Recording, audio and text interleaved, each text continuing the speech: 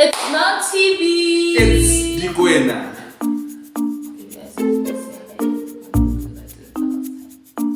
Okay, cool. Let's go.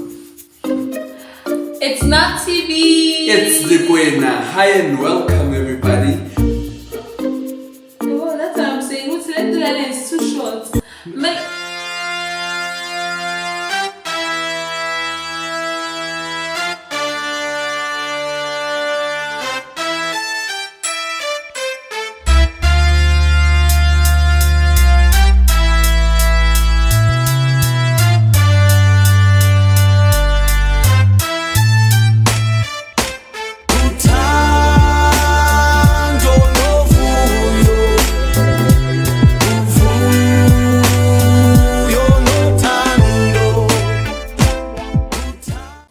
It's not TV. It's D-KOENA. Hi and welcome, everyone. Thank you so much for helping us reach 100 subscribers within 2 days of dropping our video. Yes, thank you guys. Thank you so much. Please help us reach our new target, which is 300 subs. Hopefully you guys will be sending those, sharing that link so that everyone can subscribe to our channel. So guys, today's topic is his money, her money, our money. So we are discussing all things money management in a marriage setup. So we thought that we should talk about finances in our video because finances are really, really important in marriages, especially if you are thinking of getting into a marriage or if you are finding yourself in a marriage but you haven't really spoken about finances. So it's good that we start the conversation of finance because finances can literally make or break a marriage. Definitely. Yeah. I think to what you're saying, it would be a good starting place to actually establish or outline different methods that people would actually apply typically in any marriage. You know, one that apply a method of merging everything, just putting everything into one account, combining all our expenses, and then we pay everything from one account and we manage all the expenses centrally, right? And then there'll be the second one where people have one joint account where they contribute from their separate accounts. So we contribute to this account, and then we've got your separate accounts still, right? And then the last one is where we have separate accounts and we basically split the bill according to who earns the highest. So if you earn the highest, you're gonna pay pay the higher bills, right? And maybe it would be good if we go step by step in establishing the pros and cons of the different methods, right? Maybe let's start with the merger. The one where we merge, right? One, it keeps things simple and it allows more flexibility, and it also creates allows you to create shared goals, right? So I don't know what you think the cons would be in this setup. I think definitely one of the cons would probably be that maybe if there are expenses that have not been communicated and then you just see what's how money is really going out, you know? So that could cause quite a bit of a friction, some friction, because especially if the expenses are not communicated. So I definitely think that's and your debts, borrowed money from Jam.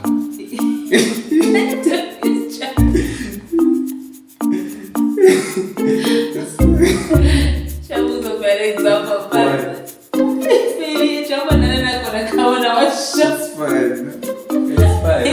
I just use a random name. Yeah. And now you must pay Chabu back his money, you know, and now the other person doesn't know who's okay. Exactly. You know? We're expecting 10,000 rands, and all of a sudden 2,000 rands is just going out to someone and we didn't plan on for it, it, you know. yeah. So the second one would be the joint account with separate accounts. So you still have your account, and he Yes. still has his His account, account, but yeah. you have one account where you could put funds in for the expenses to be paid. Yes, Yeah. we're basically joining all our expenses into one, and then from there we say, okay, our expenses are X amount, So and you then will we contribute this amount, and I'll contribute this that amount, and whatever's left in your account, you spend it as you wish, right?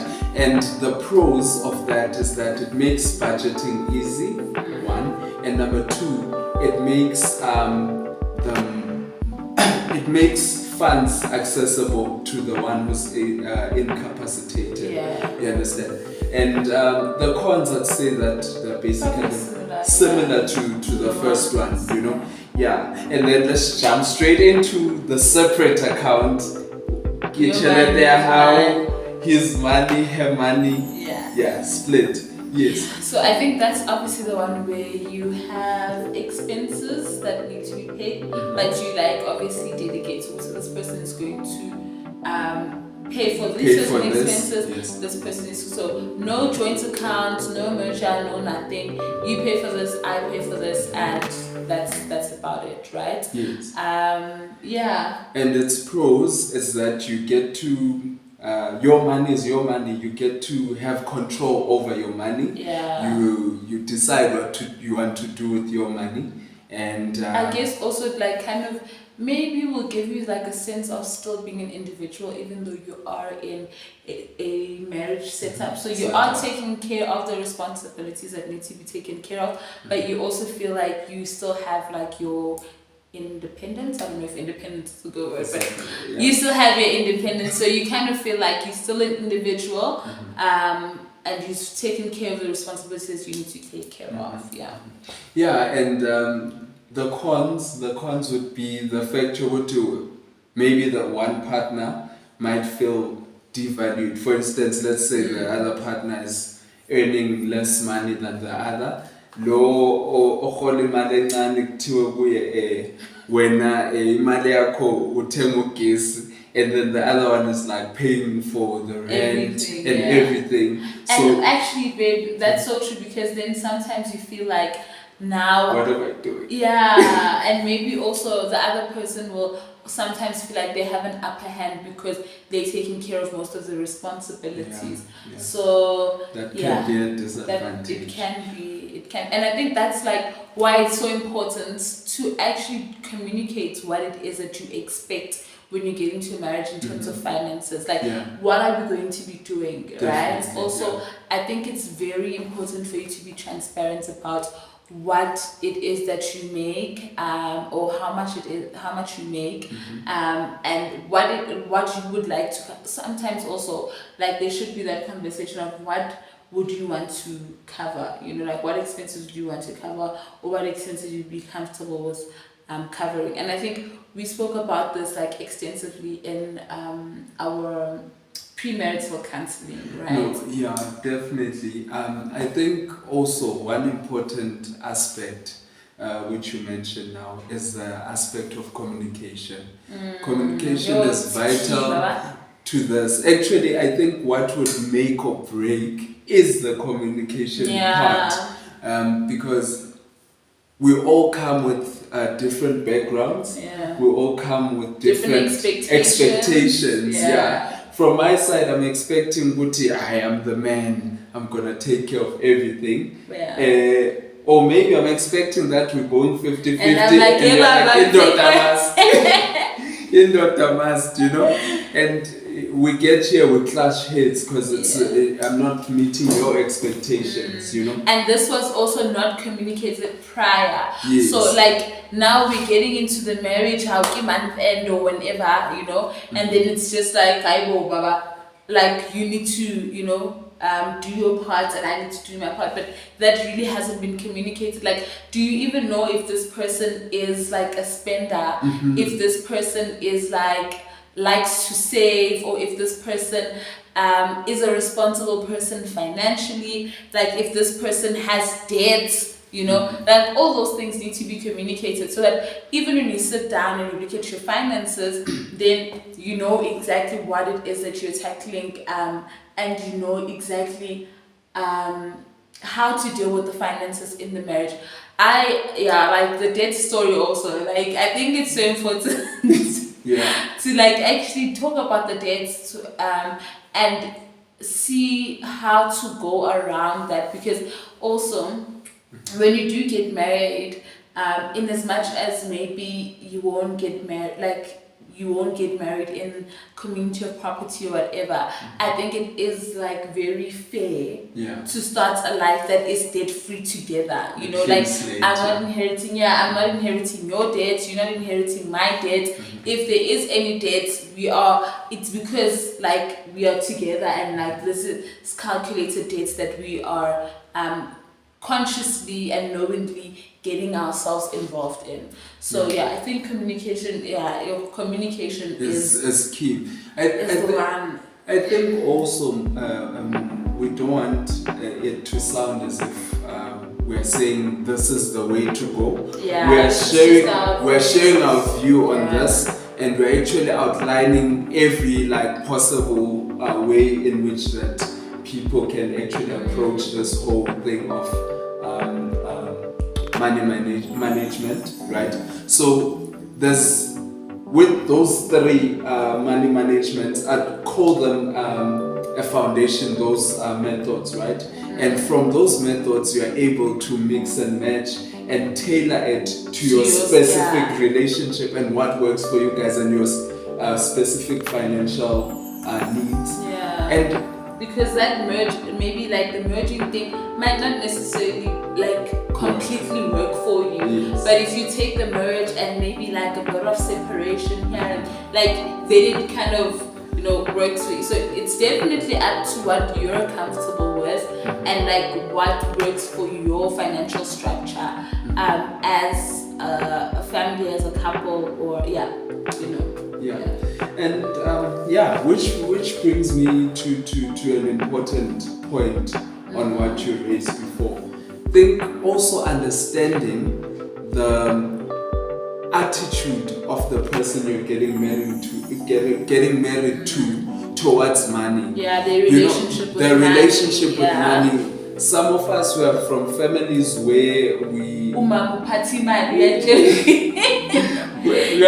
You know, there's actually families like that, like people like that, like Malahola ufa mama higher chelete. The mom will say, this is what, like, do this with this amount, so they don't really know like what is what, because maybe they were getting assistance in terms of managing their money. But also understanding the background, in terms of financial literacy, where do they stand? You understand? In terms of their knowledge of savings, investments, where do they stand? And in general, their money-making decisions. You understand? Because sometimes there's just people who, when they touch money, you understand? It's just a baby, where we're going, you know. And you need to know in those important that important information is the information that actually helps you decide which method works for you guys better. Because there's someone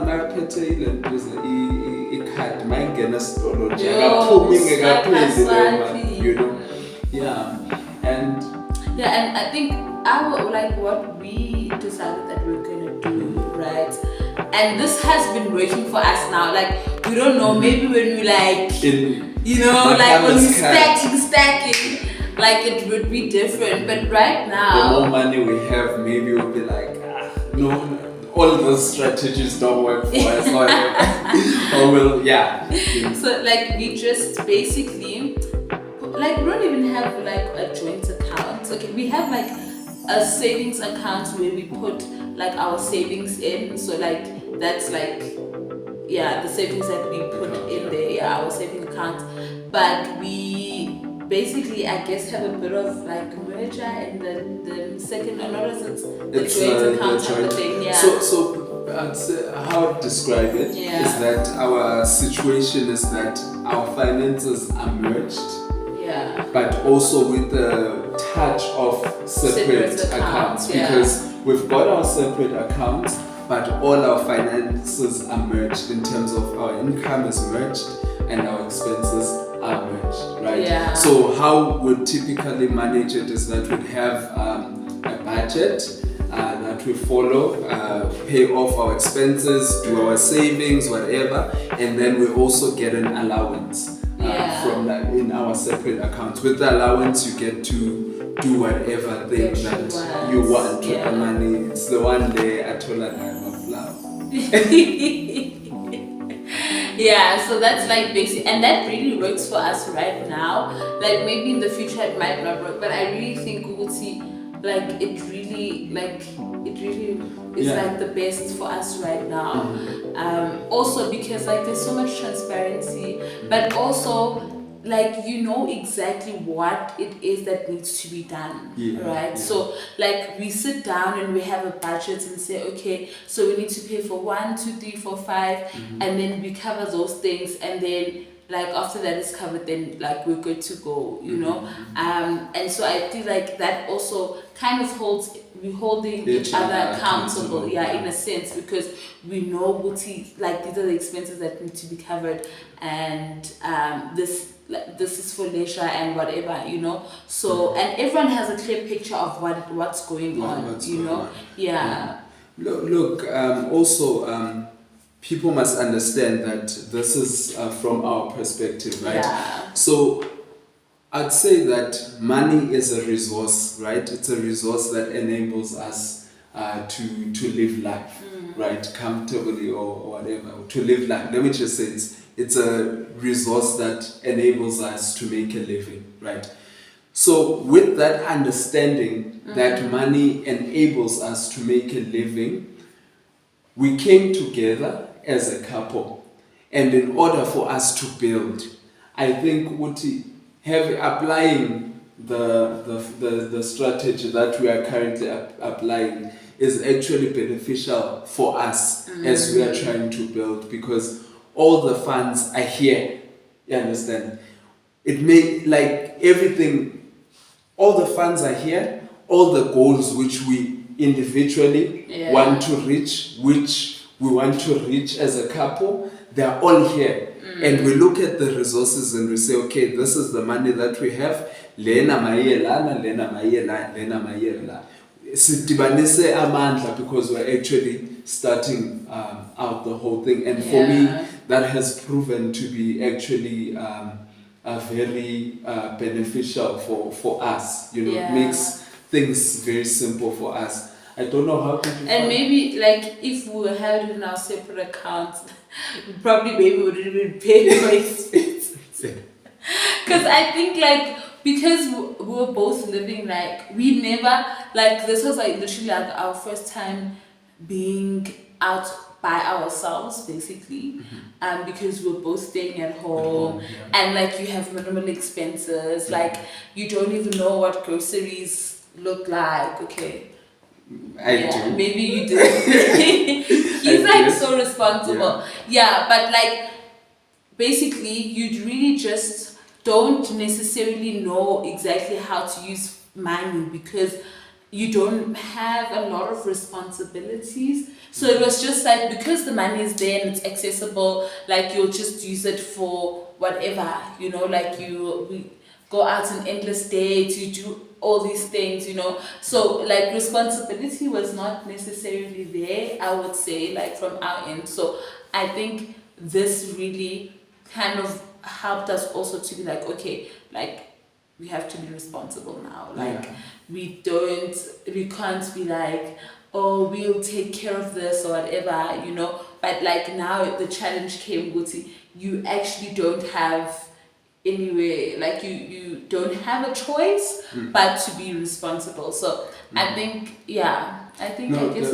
it worked. Definitely. I think also what I like the most about the strategy which we're applying is the fact that we can hold each other accountable.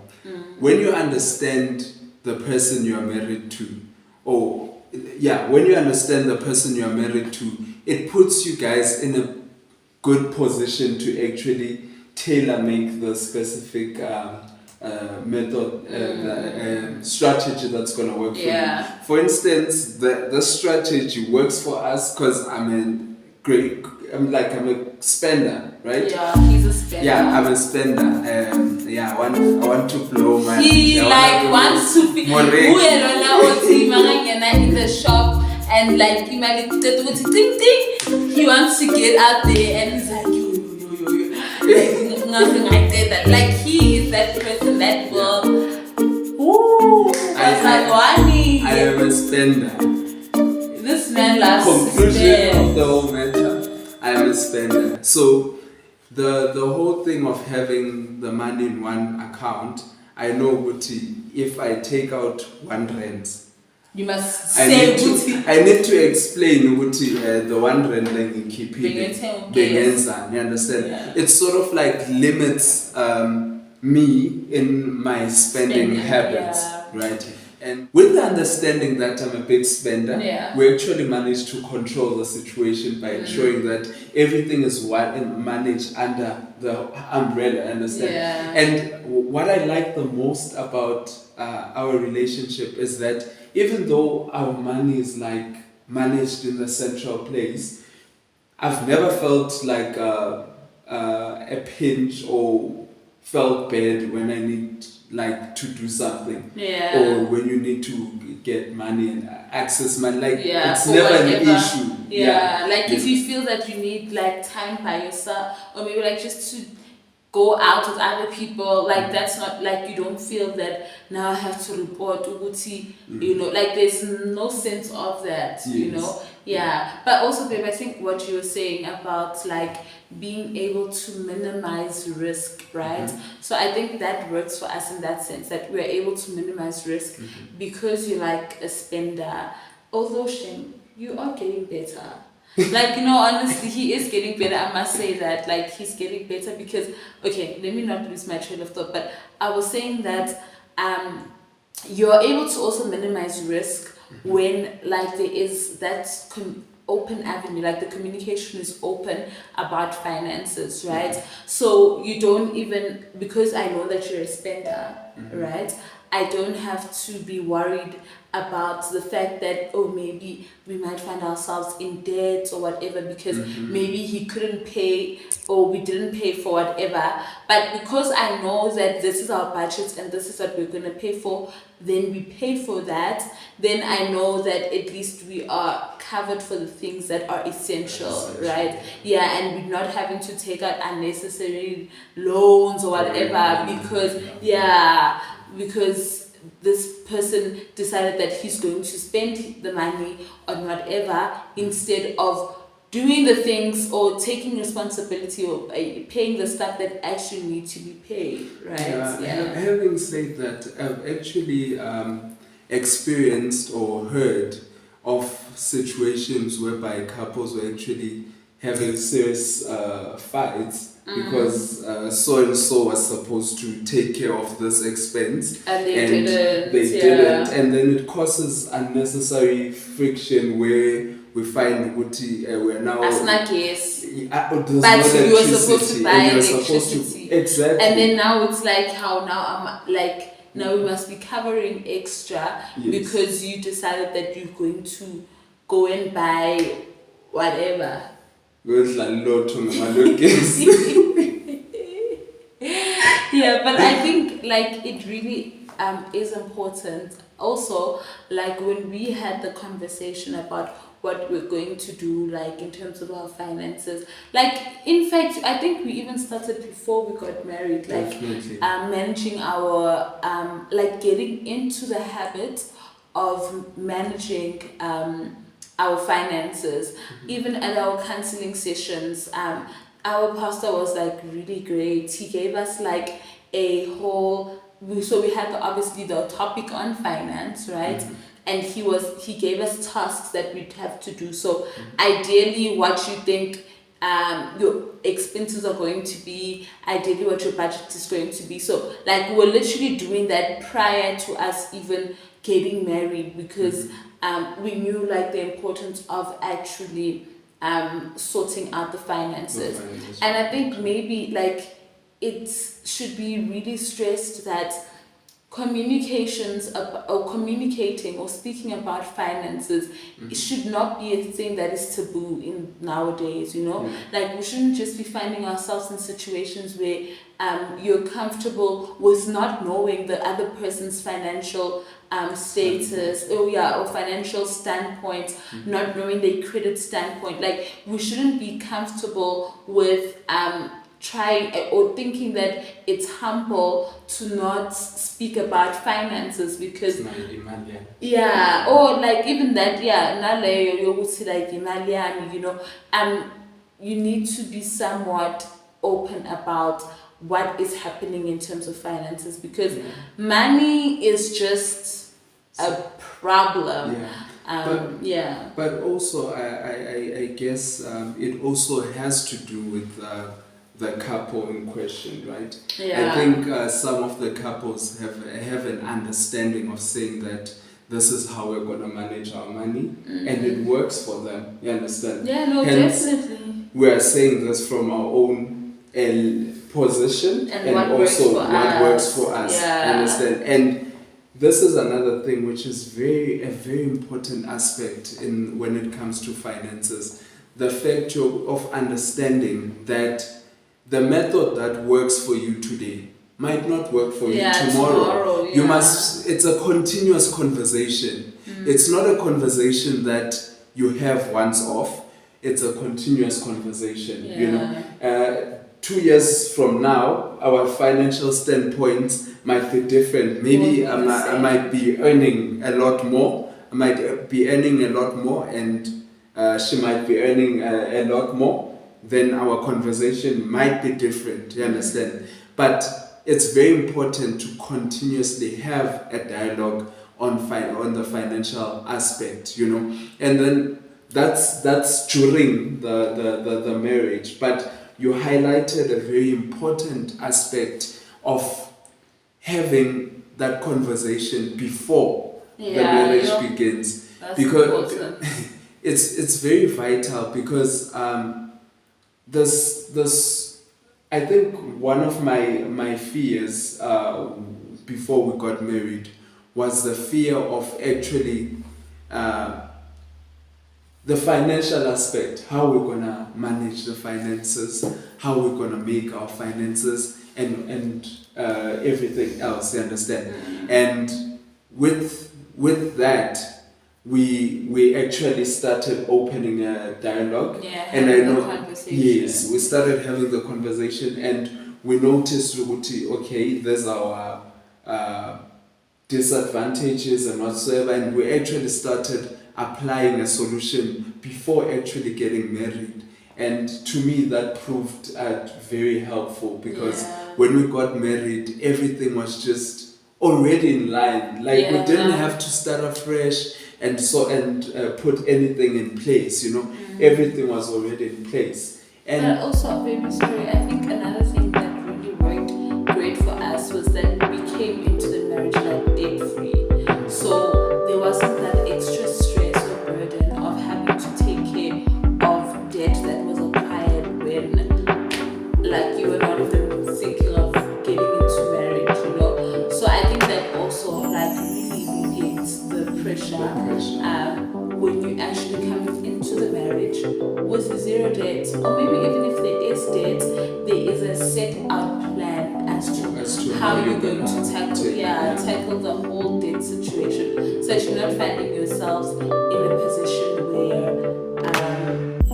this person all of a sudden has undisclosed debt, a certain amount every month. Exactly. And now they can't cover the expenses that need to be covered because they're still dealing with whatever debt, you know. And another important aspect is the aspect of having a plan in terms of financial plan. You might be employed before getting married. You must know if that salary, your salary, salaries, are they gonna be able enough to sustain, Yeah. to keep you guys afloat? Because I think it's also another point which can be a pinch in a marriage setup if you do not have a plan and you just It's get just married. expectations, Yes, because but no plan. the wedding and the lobola, they're just the beginning. The actual thing actually gets started when you guys are staying together and you need to live day to day. Yeah. The day-to-day expenses, how are they being taken care of? I think that's one of the things that you guys need to communicate prior to say, okay, maybe we are planning to stay in our Netile, and with this, like, basically outline the potential expenses and see if you guys will be able to take care of those expenses and do necessary adjustments Yeah. which fit your budget. And then I'd say, Guti, you are well on like a roll in terms of getting into your marriage and starting off on a good financial slate. Yeah, and also I think it's just healthy that we advocate for like healthy financial relationships, like have a good relationship with money, you know. And I think the only way you can get to that point is by having discussions, also by taking the necessary precautions to make sure that you don't find yourself in bad financial situations, but also taking the necessary steps to ensure that you are actively doing something, you know, to make sure that you actually are great financially, you know, and that you are not, like, it's not stressful because Monday the expectations were so high and then the budget is like the low, you know. Monday said because you can't even buy the food that you like anymore, the food that you used to eat go higher because you're tight, Yeah. like you can't even breathe, you know. So yeah, I think it really is important also because you really just want to have a great start of your lives together. Yeah, also I think just one last thing, right? I think it's also important to not just speak about finances before you get into the marriage, but also what happens if the marriage is to end, God forbid, but or maybe if you were to die, you know, then what happens? When you die, particularly with black families. Yeah, guys. There's just let's that do drama. better. Let's do There's better. that drama whereby the makoti udlimali umntanabo. Yeah. The makoti, because umntanabo did not set out a will or did not say what happens to their assets after he dies, then the poor girl needs to be faced with all those dramas and stuff. Yes. Baby, just continue. Yeah, like I think it's really important to actually have the discussion about what happens when you die. Like, are we secure in terms of, like, are we still going to be able to live the lifestyle that you desire to live? What is going to happen with your assets? Like, where must this go or whatever? I think it's important to actually not just talk about finances, but when you're alive, because obviously we just think about the fact that you don't think that the person is going to leave, right, or die. So I think it's important that you actually go and get your wills, people. Get those wills done. Get those what is the word? Wills. So I think it's important that you get your wills written down, state exactly what needs to happen, so that everyone is clear, you know, in the clear that of what's going to happen, with the finances afterwards. And also, wills are actually free. You can get a will for free. There's I'm not sure if it's a week or a month in August, if I'm not mistaken. Where people who deal with that at lawyers actually do that for free, and they'll say, "But it's a month where they do will." Yes, Yeah. wills for free. So seek out that information. Yeah. Go out there, get your will drafted, and they will advise you accordingly.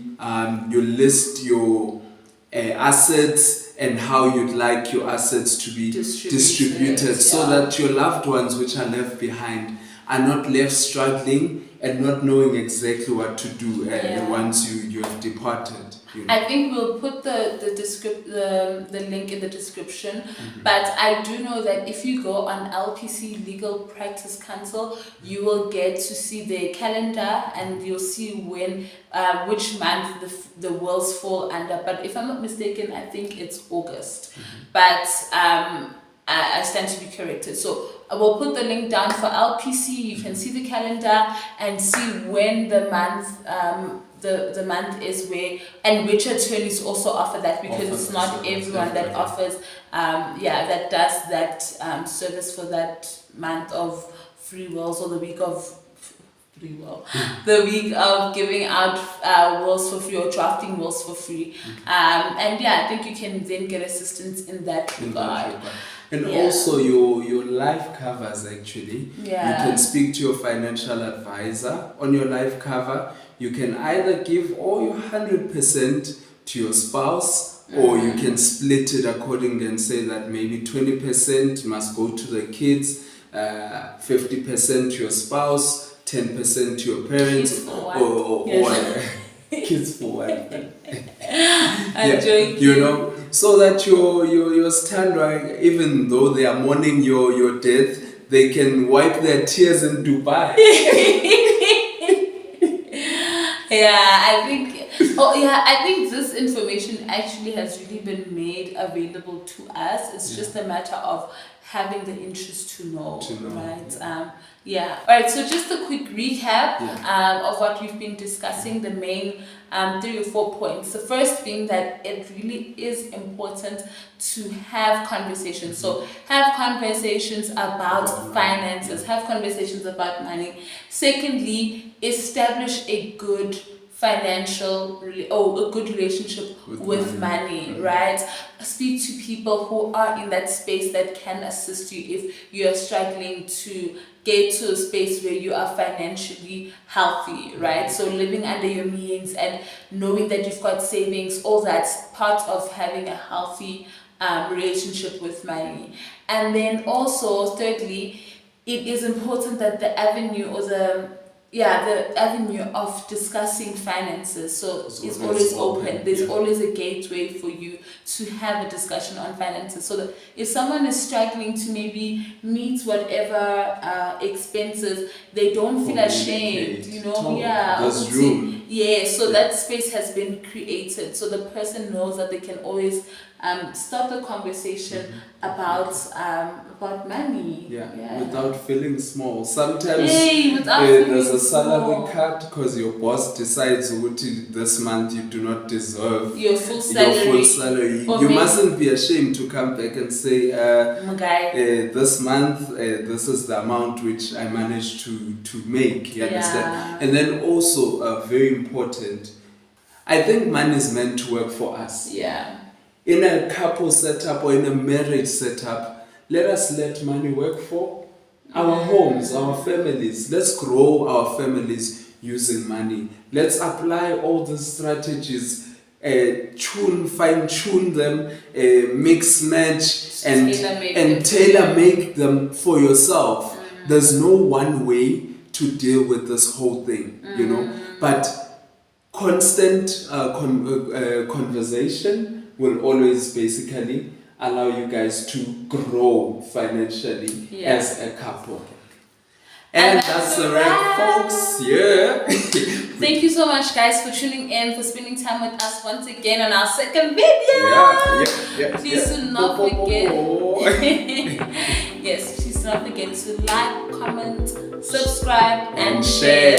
And help us reach our new target of 300 subscribers. See you guys in our next videos. Until next time.